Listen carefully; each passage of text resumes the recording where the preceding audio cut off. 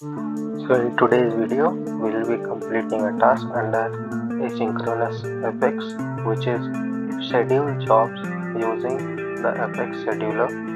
So just click on it. After clicking, we will be landing here. Come to challenge part and copy the name, which is daily lead processor. Do Ctrl C or right click and copy it. After that, click on launch. Here in the top right corner there is a gear icon, so just click on it and click on developer console. Here come to file, new and apex class and paste what you have copied, then click on OK. Then in the comment section I'll be providing a code, so just copy it and remove what all I have written here and paste it. Then go to file and save it.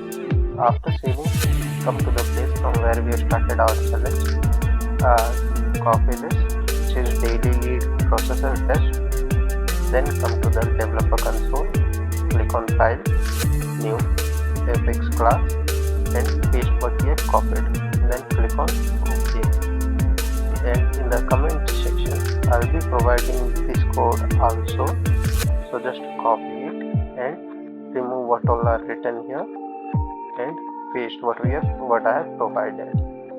Then for this also go to file and save it. After saving, once it's saved, come to test and click on run on. Once it's successfully run, then we will come to the page from where we have started our launch.